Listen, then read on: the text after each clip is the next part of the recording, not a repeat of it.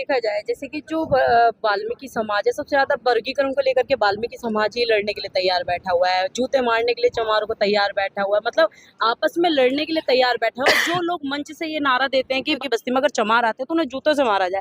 आज जब जंतर मंतर पर कुछ वाल्मीकि समाज के लोग जब ठेकेदारी प्रथा को हटाने के लिए वहां रोकने के लिए प्रदर्शन करते हैं, जो मंच से ये बात बोलते हैं कि चमारों को जूते से मारा जाए वाल्मीकि बस्ती में आते हैं, तो वो लोग वहां दिखाई ही नहीं दिए। देखिए, मैं आपको ये बता दूं कि ये जो षड्यंत्र है, इसमें जो लोग ये जो कह रहे हैं कि उनको बस्ती में आएंगे तो उनको मारा जाए, उसके लिए वो लोग हैं जिनका घर आरएसएस की शाखाओं में चलता है, जिनका खर्चा वहां से मिलता है। वो लोग यहाँ पर भड़काने का काम कर रहे हैं कि ये चमार और वाल्मीकि एक ना हो जाए, सारी कम्युनिटी एक ना हो जाए। अगर एससी कम्युनिटी सारी एक हो गई ना, तो इस देश की राजनीति को बदलने की ताकत रखती है। ये सब जानते हैं, क्योंकि हमारे पास में अगर कोई मार्शल कौम है तो वो वाल्मीकि समाज की कौम है, और हम उनका स्वागत करते हैं। 2 अप्रैल को भी हम 7 लोग थे, सब लोग साथ थे। अभी भी हम कहते हैं कि आपके बच्चों को आप अच्छी शिक्षा देना शुरू करिए। कोई किसी का आरक्षण नहीं खा रहा है और कोई किसी का खा नहीं सकता। अगर आपके बच्चे में काबिलियत है, आपके बच्चों को ढंग से पढ़ाएंगे तो निश्चित रूप से वो आगे कुछ पाएगा।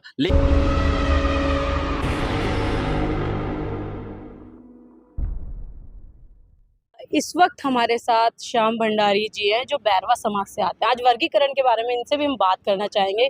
जिस तरीके से देखा जाए वर्तमान स्थिति खराब हो गई है कहीं ना कहीं, क्योंकि आज सबसे ज्यादा चमार जाटों को गाली दी जा रही है सिर्फ और सिर्फ वर्गीकरण के नाम पर।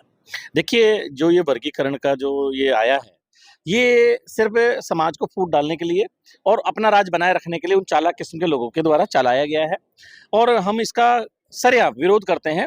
देखिए, वर्गीकरण करना है तो पारिवारिक करिए, जातीय नहीं कर सकते हैं आप। क्योंकि अगर मान के चलिए कोई 2-3 पीढ़ी से रिजर्व कैटेगरी का कोई आदमी अगर लगातार A1 ग्रेड का वो बन रहा है, उसके परिवार का आरक्षण बंद होना चाहिए। ये देते वर्गीकरण अलग चीज है। लेकिन अगर आप यूँ कहें कि इस जाति ने ज्यादा ले लिया, उसने कम ले लिया, तो ये निश्चित रूप से हमारे समाज को, पूरे एससी कम्युनिटी को, एसटी कम्युनिटी को फोड़ने का, उसको अलग अलग टुकड़े टुकड़े करके एक दूसरे का दुश्मन बनाने की वो है, और ये उसमें कामयाब हो रहे हैं। जैसे आप देखिएगा, वाल्मीकि समाज में कुछ लोग, चालाक किस्म के लोग जाते हैं और वो कहते हैं कि यार तुम्हारे बच्चे आज यहाँ पर इस तरह से खाली बैठे हैं, ये मतलब बेरोजगार है, तो इसमें जाटो समाज आपका वो ले गया आरक्षण। मैं आपको यहाँ से, आपके चैनल के माध्यम से पूरे देश को और जितने भी हमारे एससी एसटी भाई हैं, उन सबको एक बात कहना चाहूँगा कि ये जो वर्गीकरण है, ये वर्गीकरण अगर आपको नौकरी लगती है तो वो पढ़ाई की वजह से लगती है, आपके इंटरव्यू में क्लियर करने से लगती है, किसी जाति विशेष के लिए। लेकिन वो अक्सर कहते हुए नजर आ रहे हैं वाल्मीकि समाज के लोग कि जो मतलब हम लोग एग्जाम देने जाते हैं या हम पढ़ाई कर करके आगे आते हैं, लेकिन जब इंटरव्यू का टाइम आता है तो जो जाटव समाज है, चमार समाज है, कहीं ना कहीं उनके बच्चे अक्सर 1 नंबर 2 नंबर एक्स्ट्रा लेकर के निकल जाते हैं, कहीं ना अपना रेफरेंस लगा देते हैं, और जिसकी वजह से जो हमारे को आरक्षण मिला है उसका लाभ वो ले जाते हैं, हम ले ही नहीं पाते। देखिए, रेफरेंस से नंबर नहीं मिलते हैं। रेफरेंस से, हाँ, निश्चित रूप से ये मैं मानता हूँ, रेफरेंस से मिलते हैं इंटरव्यू में नंबर, और वो जनरल कैटेगरी में मिलते हैं। वो जनरल कैटेगरी वाले लोग टॉप करने के लिए, उनके जो नुमाइंदे या उनकी जाति के लोग हैं, वो निश्चित रूप से, लेकिन रेफरेंस से एग्जाम में नंबर मिल जाए ये संभव नहीं है। और ये तो क्या है, उनको बहकाने का तरीका है। बाकी मैं वाल्मीकि समाज के लोगों से भी कहूंगा कि आपके भी जो समाज से जो लोग नौकरी लग गए हैं, उनके बच्चे लगातार क्यों लग रहे हैं? और गांव में जो बैठा है भाई वाल्मीकि समाज, जो सफाई कर्मचारी है या जो किसान है या गरीब है, मजदूर है, उसका बच्चा क्यों नहीं लग रहा? क्योंकि वो अच्छी शिक्षा को नहीं पा रहा है, और इसके लिए सरकार पूरी तरह से जिम्मेदार है। अब तक आजादी के बाद में जो सरकारें बनी, वो चाहते ही नहीं कि ये आरक्षण का फायदा या जो हमारी सरकारी योजनाओं का फायदा निचले पायदान पर आए। मैं आपके चैनल के माध्यम से पहले भी एक बार कह चुका हूं कि सरकार को अगर इस चीज में दिलचस्पी है और वो वास्तव में निचले पायदान पे भला करना चाहती है, तो मैं सरकार से निवेदन करूंगा कि अब आरक्षण सबको मिलता है, ईडब्ल्यूएस के माध्यम से, एससी एसटी ओबीसी सबको मिल रहा है ना। अब तो कोई ये तो है नहीं कि किसी जाति विशेष को नहीं मिल रहा, सबको मिल रहा है। तो मेरा हाथ जोड़ के निवेदन है सरकार से कि अब आरक्षण उस बच्चे को दो जो सरकारी स्कूल का प्रोडक्ट हो, 8वीं से 12वीं तक सरकारी स्कूल में पढ़ाओ, क्योंकि सरकारी स्कूल में गरीब का बच्चा पढ़ रहा है, मजदूर का बच्चा पढ़ रहा है, किसान का बच्चा पढ़ रहा है। अगर ये चीजें होंगी तो आपको समझिएगा, अगर रिजर्व कैटेगरी का कोई आईएएस है, अगर अपने बच्चों का आरक्षण दिलाना चाहता है तो पढ़ा सरकारी स्कूल में। अगर कोई डॉक्टर है, कोई वाल्मीकि समाज का, कोई जाटो समाज का, कोई चमार समाज, किसी भी समाज का, कम्युनिटी का हो, चाहे ओबीसी वर्ग का हो, अगर वो आरक्षण दिलवाना चाहता है तो अपने बच्चों को पढ़ाए सरकारी स्कूल में। अगर ये सरकार ये चाहे तो ये कर सकती है कि, और एक देश एक शिक्षा होनी चाहिए, एक ही किताब होनी चाहिए, तो ये जो वर्गीकरण का इसकी नौबत ही नहीं आएगी। क्यों? अगर जब मेरी सरकारी स्कूल का बच्चा, 5वीं का बच्चा वही किताब पढ़ रहा है जो इंटरनेशनल स्कूल में पढ़ाई जा रही है, तो निश्चित रूप से उनका जो मानसिक वो है वो एक बराबर उनका लेवल आएगा, और लेवल आएगा तो एग्जामों में बराबर की हिस्सेदारी वो निभा पाएंगे। और जो गरीब बच्चा है जो सरकारी स्कूल में पढ़ा है वो भी अपने प्रतिभा को दिखाकर वो अपनी सीटें रोक पाएगा। आज जो हमारा जो आरक्षण में जो ये चीज हो रही है कि 1 नंबर 2 नंबर से वो लोग निकल रहे हैं, तो वो निकल रहे हैं जो अधिकारियों के बच्चे हैं, जो इंटरनेशनल स्कूलों में, प्राइवेट स्कूलों में पढ़ रहे हैं। अगर देखा जाएगा तो आप ये देखिएगा सरकारी स्कूल के आंकड़े, सरकारी स्कूल में आरक्षण से नौकरी लेने वाले बच्चों की संख्या बहुत कम हो गई है। पिछले 20 साल पहले थी, लेकिन 20 साल में जो व्यापारीकरण किया है, जो शिक्षा का व्यापारीकरण करके जो इसको धंधा बना दिया है, वो इतना मतलब मैं कहूंगा कि नासुर तरीके से इस देश की शिक्षा व्यवस्था या यहाँ के लोगों के ऊपर एक ऐसी बीमारी लग गई है, लाइलाज बीमारी। अगर मेरे पास पैसा है और मैं इंटरनेशनल स्कूल, अच्छे स्कूल में पढ़ा पाऊंगा, तो मेरा बच्चा एग्जाम दे पाएगा और वहां तक पहुंच पाएगा। लेकिन मेरा भाई का जो गरीब बच्चा सरकारी स्कूल में गाँव में पढ़ रहा है, वो बच्चा कभी भी किसी कीमत पर उस लायक नहीं बन पाएगा, तो आरक्षण कैसे मिलेगा? तो वाल्मीकि समाज हो, जाटो समाज हो, या जो भी गरीब वर्ग हो, जो कमेरा वर्ग होता है, जो किसान है, मजदूर है, उनसे सबसे हाथ जोड़ के विनती करूंगा कि सरकार से मांग उठाई जाए कि एक देश एक शिक्षा और निःशुल्क शिक्षा हो। दूसरी बात है कि अब आरक्षण सरकारी स्कूल के प्राइवेट को मिलना चाहिए। अब तो बहन जी पर भी आरोप लगाए जा रहे हैं। जब कहीं की ईडब्ल्यूएस की बात हुई थी, जनरल कैटेगरी को जब 10% ईडब्ल्यूएस के द्वारा दिया गया था, तो लेकिन अब वाल्मीकि समाज कह रहा है कि मतलब बहन जी ने उस वक्त विरोध नहीं किया था, लेकिन जब आरक्षण वर्गीकरण हो रहा है और जो पीछे जातियां रह गई उनको वर्गीकरण में ला करके मतलब आरक्षण दिया जा रहा है, तो इन्हें दिक्कत क्यों हो रही है बहन जी को? अब मैं बताता हूं, देखिए बहन जी के बारे में जो ये चालाक किस्म के लोग या जो सत्ताधारी लोग हैं, वो लोग नहीं चाहते कि बहन जी की पॉपुलैरिटी बढ़े और बहन जी के लोग ज्यादा बढ़े। देखिए बहन जी ने ईडब्ल्यूएस का समर्थन किया था, समर्थन करना जरूरी था। क्यों? आपको पता होगा कि नानावती जो मामला था, जो पिछले कि 49.5 मतलब 50 से कम परसेंटेज में आरक्षण रहेगा, उस आरक्षण की सीमा को पार कराने के लिए बहन जी ने समर्थन किया था। वो समर्थन इसलिए किया था कि हमारी जो संवैधानिक जो रिजर्वेशन है उसमें इसको कोई छेड़खानी नहीं होगा, उसको अलग से 10% दिया जाएगा। और जब 49.5 से अगर 10% और बढ़ेगा तो 59.5 जब हो जाएगा, तो वो जो पीछे की बैरियर थी कि आरक्षित वर्ग को हम 50% में रोक लेंगे, वो पार हो गई। अब हम तो ये चाहते हैं, और शुरू से बहन जी भी चाहती हैं, मानव साहब भी चाहते थे कि जिसकी जितनी संख्या बढ़ी उसकी उतनी हिस्सेदारी। आज हम पहले आबादी में कम थे, अब आबादी में ज्यादा है। मैं इस आपके चैनल के माध्यम से वाल्मीकि समाज से या औरों से भी कहूंगा कि भैया हम 22.5 में क्यों रुके? हम 22.5 में क्यों? आज हम 32% हो गए ना, तो हम 32% की मांग करते हैं ना। लेकिन वो तो उन्हें 10% की मांग नहीं कर रहे ना। जो 22% हमें दिया गया है, बाबा साहब ने जो दिया था हमें, वो सिर्फ उसी में ही वर्गीकरण की बात करें कि इसी में हिस्सा मिलना चाहिए। मैं जो और अलग से मांग ही नहीं कर रहे। वो कह रहे हैं ये क्या पागल हो गए, अलग से मांग उनको उनके यहाँ पर ना ये पूरा जो दिमाग है इस पर उन्होंने काबू कर रखा है। मैं पूरी तरह से ये बात कहूंगा कि बच्चा पैदा हमारे समाज का होता है, उसको पढ़ाएंगे भी लिखाएंगे भी यही, लेकिन नाम रखने की हिम्मत नहीं है इन लोगों पे। नाम लिखवाने कहाँ जाएंगे? उस एंटीनाधारी 8वीं पास के पास में। मैं कह रहा हूँ तो आप नहीं चाहते? बिल्कुल नहीं चाहता हूँ।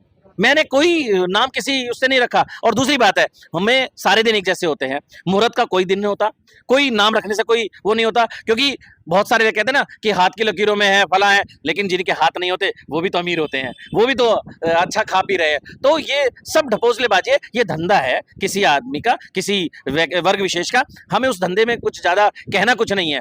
अपने धंधे को चालाकी से आदमी मिलावट भी करता है और चालबाजी करके कुछ ना कुछ उल्टा सीधा लोगों को बेवकूफ बनाता है। यहाँ बेवकूफ बनाने का धंधा चल रहा है कि आज मैं कहूंगा कि जो लोग, मेरे समाज के लोग जो मंदिरों में भगवानों को ढूंढ रहे हैं, जो कावड़ों में ढूंढ रहे हैं ना सुख शांति, मैं उनसे कहूंगा अपने बच्चों को अच्छा पढ़ा लीजिए, अच्छा इंसान बना लीजिए। मैं कहूंगा कि जरूरत नहीं है, मेरे परिवार में से कोई आदमी आज तक कावड़ लेने नहीं गया, लेकिन हम सुखी हैं। और मैं इस मिशन मूवमेंट की इतनी तारीफ करता हूं कि अगर मैं इस मिशन मूवमेंट में जुड़ा हूं तभी जाके मेरे बच्चा आज विदेश पढ़ रहा है।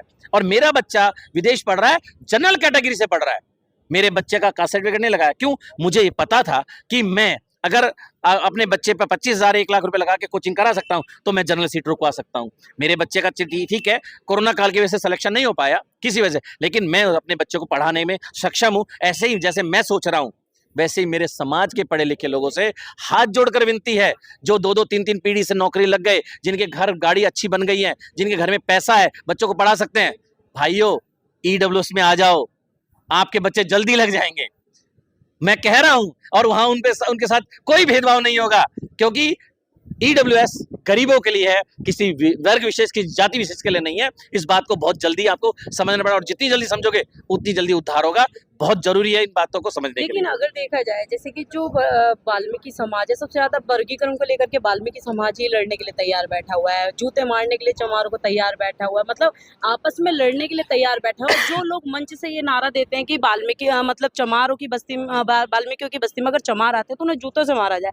आज जब जंतर मंतर पर कुछ वाल्मीकि समाज के लोग जब ठेकेदारी प्रथा को हटाने के लिए, वहां रोकने के लिए प्रदर्शन करते हैं, जो मंच से ये बात बोलते हैं कि चमारों को जूते से मारा जाए, वाल्मीकि बस्ती में आते हैं, तो वो लोग वहां दिखाई ही नहीं दिए। देखिए, मैं आपको ये बता दूं कि ये जो षड्यंत्र है, इसमें जो लोग ये जो कह रहे हैं कि उनको बस्ती में आएंगे तो उनको मारा जाए, उसके लिए वो लोग हैं जिनका घर आरएसएस की शाखाओं में चलता है, जिनका खर्चा वहां से मिलता है। वो लोग यहाँ पर भड़काने का काम कर रहे हैं कि ये चमार और वाल्मीकि एक ना हो जाए, सारी कम्युनिटी एक ना हो जाए। अगर एससी कम्युनिटी सारी एक हो गई ना, तो इस देश की राजनीति को बदलने की ताकत रखती है, ये सब जानते हैं। क्योंकि हमारे पास में अगर कोई मार्शल कौम है तो वो वाल्मीकि समाज की कौम है, और हम उनका स्वागत करते हैं। 2 अप्रैल को भी हम 7 लोग थे, सब लोग साथ थे। अभी भी हम कहते हैं कि आपके बच्चों को आप अच्छी शिक्षा देना शुरू करिए।